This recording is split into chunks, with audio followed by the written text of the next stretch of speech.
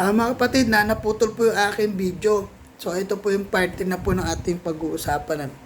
So, yun nga po, yung sinasabi po doon sa yung disciple po ang ginagamit para po sila mag-water baptism or magkaroon ng ipatanggap sa kanila yung banal na espiritu, kasi kailangan gawin ito sa pangalan ng Diyos Ama, Anak at ng Espiritu Santo. Yun na nga po yun. Tapos ang pangako doon ng ang Panginoong Jesucristo, kasama siya ng mga disciple hanggang sa sabi niya rito, and teaching them to obey everything. Ituro sa kanila, I have commanded you, and surely I am with you always to the very end of age. So yung teaching na sinasabi rito ng ating Panginoon Jesucristo, ito po yung ginawa niya rito sa gospel. Kung meron naman po rito pagkukulang, kasi nga sinasabi po sa salita, may sinabi po dyan na ang salita po ng Diyos, kapag talagang sasama-samahin to, kulang pa to ipangbalot para sa buong mundo. So kung meron man ditong kulang, wala naman ditong binanggit. Pero pag sinasabing gospel kasi, ito po yung ginawa ng ating Panginoong Jesucristo from Matthew, Mark, Luke at saka John. So yun po yun mga kapatid. Kasi yun dun po sa gawa, wala na doon gawa paakyat, Corinthian, mga disciple na po yun. Romans, yung mga taga-Roma, mga Pilipos, yung mga pinunta ni apostol, mga apostol. Ito po yung kanilang pinaglaganapan para ihayag ang salita ng Diyos. So, from Acts, ito na po yung gawa ng mga apostol. Si Jesus Christ po rito ay hindi na nila kasama. So, yun po yung ating paliwanag. Tapos ngayon, ang mangyayari po doon, pumunta naman po tayo doon sa ginagawa. Ano po ba ang kabilin-bilin na ng ating Peso Kristo doon sa mga kanyang disciple? Ito po yung kanyang sinasabi niya rito. Makita natin dito sa 10. Sabi niya rito, nung kanyang inutusan na ang kanyang mga disciple, itong kanilang ginagawa. Matthew 10. Ito sabi niya, this 12 Jesus sent out with the following instruction. Ito na yun. Do not go among the Gentiles. Kasi po yung Gentiles noon, ito po yung hindi ito kasali. Actually yung Gentiles nga po, hindi ito sakop noon sa talagang pinangakuan ng ating Panginoong Diyos. Mga Israelita lang to. Pag sinabing Hentil po yun, ito yung kasali po tayo doon sa mga Hentil. Hindi po tayo mga Jews, hindi po tayo mga taga-Israel. Yung mga Israel na sinasabi rito. Tapos doon naman sa mga Samaritans, sabi niya rito, Gentiles and enter any town of Samaritans. Kung titinan niyo po kasi yung mapa, ito po yung lugar ng mapa nung pinunta ni Jesus Christ nung mga panahon na sa Nazareth, sa Galilee. Ito po yung iniikutan niya doon. Kung makikita niyo, susundan niyo po yan doon. Nandun po yung mapa niyan. So yun po yung ayaw piniingatan ng ating Panginoong Jesus na puntahan to ng mga tao noon, ng mga disciple. And go rather to the lost sheep of Israel as you go, proclaim this message, the kingdom of heaven has come near. Tapos ito sinabi niya, heal the sick, raise the dead, cleanse those who have leprosy, drive out demons, freely you have received, freely give. Ito po mga time na to, kasama pa nilang ating Panginoon Kristo dito, nung pinahayo niya yung kanyang mga disciple. Pero meron na silang power, binigyan sila ng kapangyarihan, mga pagaling, ng mga sakit, sinabi niya rito, magbangon ng patay, sinabi pa nga rito, heal the sick and raise the dead, cleanse those who have leprosy. Leprosy, drive out, leprosy, ito yung ketong, leprosy yata, ito yung ketong Drive out demons, free you have received, freely give. Ang sinasabi dito, freely you have received, freely give. Ibig sabihin dito, mga kapatid, tinanggap to ng mga disciple na libre. Kaya dapat gawin nila ito na libre din. So ang lumalabas dito na wala ditong pinatatanggap ang ating Panginoong Diyos na kahit na ano. Kumbaga sa kapag ikaw ay isang lingkod, kailangan gawin mo yan. Kasi ikaw, natanggap mo yan, walang bayad yan, libre yan. Ngayon, kaya kapag ginawa mo rin to sa mga ganitong klaseng tao, kailangan libre din to, wala tong bayad. So, isa po yung sa ating pag-uusap, bubulay-bulayan mga kapatid So ano nga yung sinasabi dito na doon tayo sa sakit na sinasabi? Ito nga yung si Jesus Christ kasi literal na nanggagamot sa katawan. Alam ba, mga bulag, yung mga yun nga, may leprosy, tapos yun nga, bumubuhay siya ng patay, naglilinis siya ng mga, yung sakit sa katawan ng tao. Ito nga yung ketong, tapos yun, nagtatanggal din siya ng masasamang espiritu ng mga time na yun. Kaya sabi niya, ang kabiling-bili niya, freely you have received, freely you give. Malinaw na malinaw, wala itong bayad. Wala itong kapalit na sinasabi ng ating Panginoong Jesucristo sa kanila. Gawin nyo to dahil tinanggap nyo to na walang bayad at kailangan ibigay nyo rin to na walang bayad. So malinaw na malinaw. So ngayon, ano ngayon nag-i-stand dito mga kapatid? Ano ngayon ang dapat natin ditong pag-usapan? Ito na ngayon. Yung sick kasi sa tao, literal. Ngayon, ano naman yung sakit na pwede natin para sa ating pamumuhay? Ano ba yung mga sakit na nakikita natin sa ating pamumuhay at yung pag-uusapan natin? Yung sakit na nakikita natin sa ating pamumuhay, una, pwede tayo magkasakit saan? Hindi tayo sa kanya tumatawag ng isang sakit yan. Pangalawa, hindi man lang tayo gumagawa ng mga bagay-bagay na makabubuti sa kapwa natin. Isa yan, nag-i-stand yan para sa akin. Para lang ito sa akin, ano? Tapos, tungkol naman ito doon sa raise the dead, ito yung, ang ating spiritual is dead pa. Patay tayo. Ang ating spiritual or ating soul, patay to.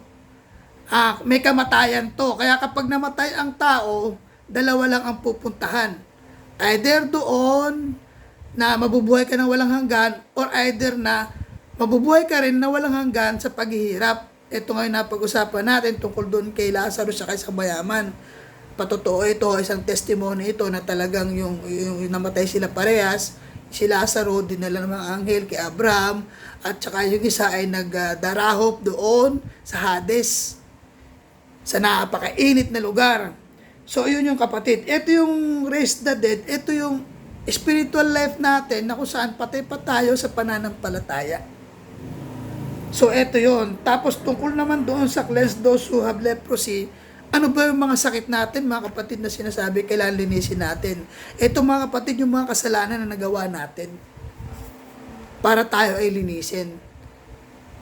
Kung ano yun, kung ano yung kasalanan na ginawa natin para maging malinis tayo. So, malinaw dyan. Yung sick na sinasabi nito, magiging isang sakit na to na hindi na tayo tumatawag sa Panginoon, hindi na natin siya naaalala. Isa na itong sakit, kapatid. Isa na itong sakit na mangyayari para sa akin. Kapag nawawala tayo sa Panginoong Diyos, may sakit ka, kapatid.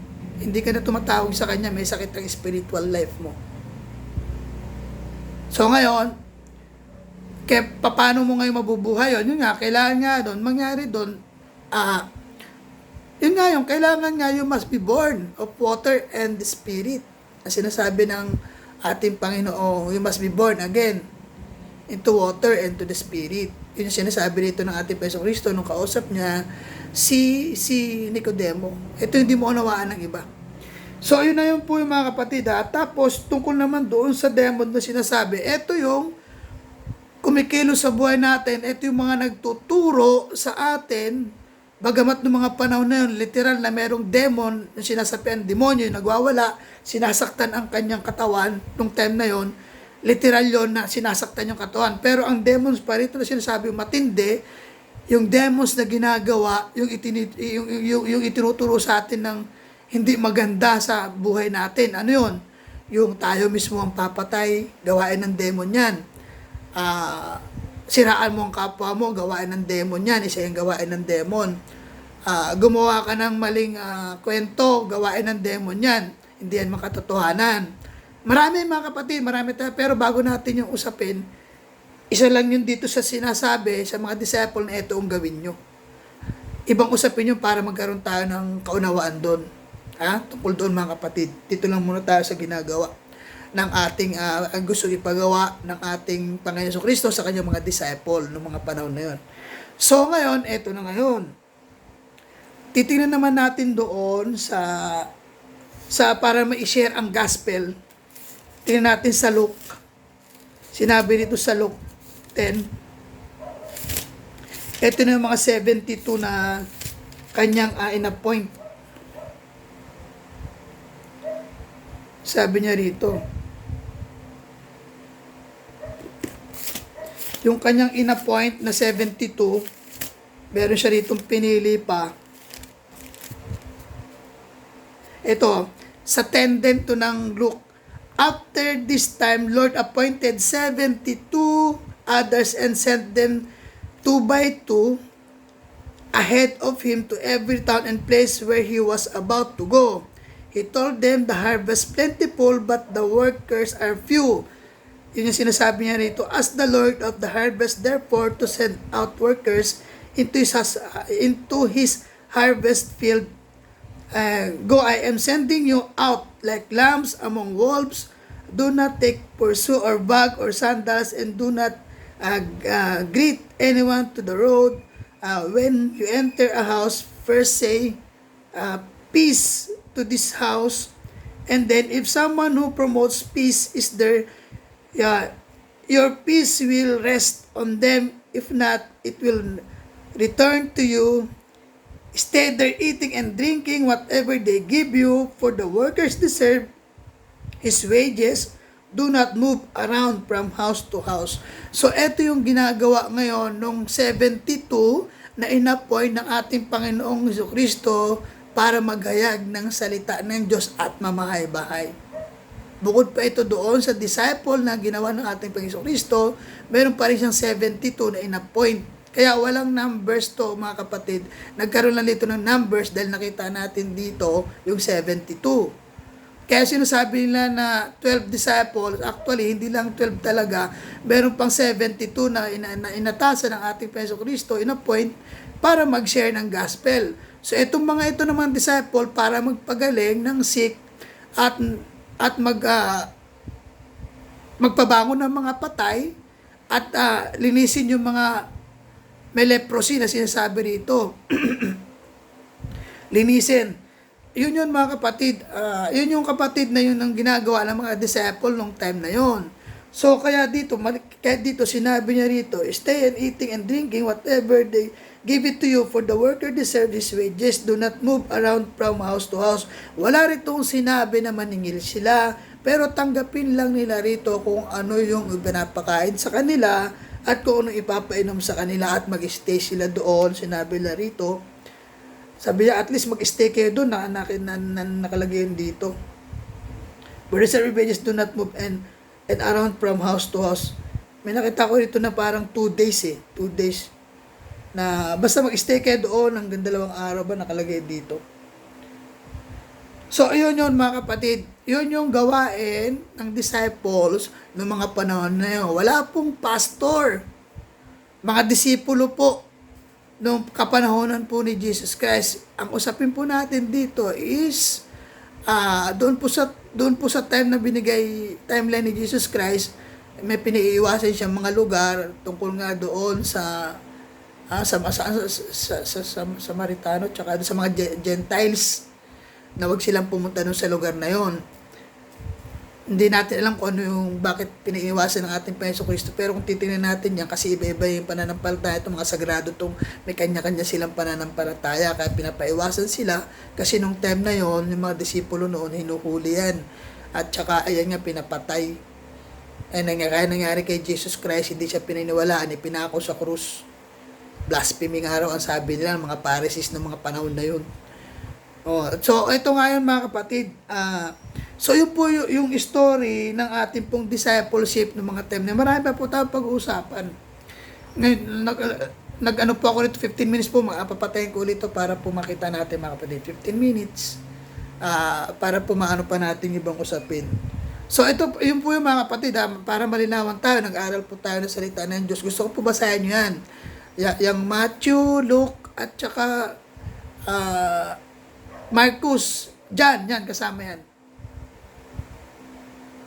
So, patayin ko muna to. 15 minutes na po mga kapatid.